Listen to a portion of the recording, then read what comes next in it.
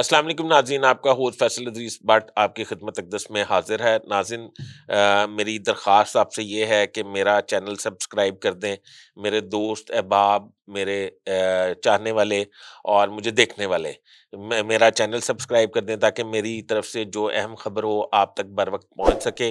اور ناظرین، bell icon دبانا نہ بھولیے گا تاکہ ہر نوٹیفیکیشن آپ تک پہنچ سکے۔ ناظرین، میں یہ آج بڑے حساس معاملے پہ آپ کو انفارم کرنے والا ہوں۔ ایک بہت ہائی پروفائل ڈیلیگیشن گیا ہے افغانستان۔ حال ہی میں جو آپ کو پتہ ہے کہ پشاور میں مسجد میں واقعہ ہوا، اس کی تانے بانے جو ہیں وہ افغانستان سے ملتے تھے، اور اس کے بعد کراچی میں سی ٹی ڈی کے آفس میں ہونے والے حملے پہ بھی کے تانے بانے بھی افغانستان تک جاتے ہیں۔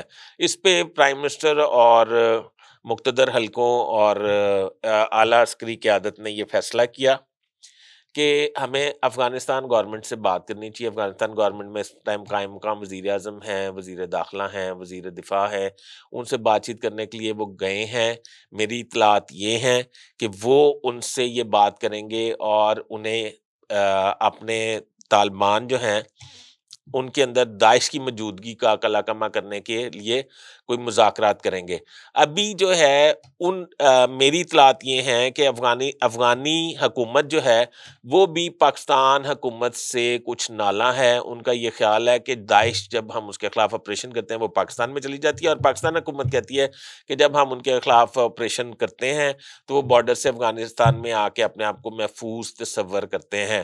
اس مسئلے کا حل ہونا بہت ضروری ہے۔ داعش کی مٹھی بھر لوگ ہیں جو پاکستان کو نہ صرف ڈسٹرب کر رہے ہیں بلکہ دہشت گردی کی ایک نئی لہر میں دھکیلنے کی کوشش کر رہے ہیں۔ میرے خیال میں تو داعش سے اس دفعہ کوئی کمپرومائز نہیں ہونا چاہیے، بلکہ ماضی میں جن جماعتوں جن حکومتوں نے داعش کے ساتھ کمپرومائز کیا اور سیز فائر کیا، ان کے حوالے سے بھی انکوائریز، جوڈیشل انکوائریز ہونی چاہیے اور ان کے خلاف قانونی کارروائی عمل میں لائی جانی چاہیے، کیونکہ پاکستان میں اتنی قیمتی جانوں کا ضیاع ہم افورڈ نہیں کرتے۔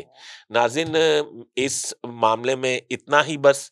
اگلی دفعہ پھر میں آپ کی خدمت میں حاضر ہوں گا۔ ایک دفعہ پھر آپ سے درخواست ہے کہ میرا چینل سبسکرائب کریں اور بیل آئیکن کو دبا دیں۔ اپنے ہوسٹ فیصل ادریس بٹ کو اجازت دیجیے۔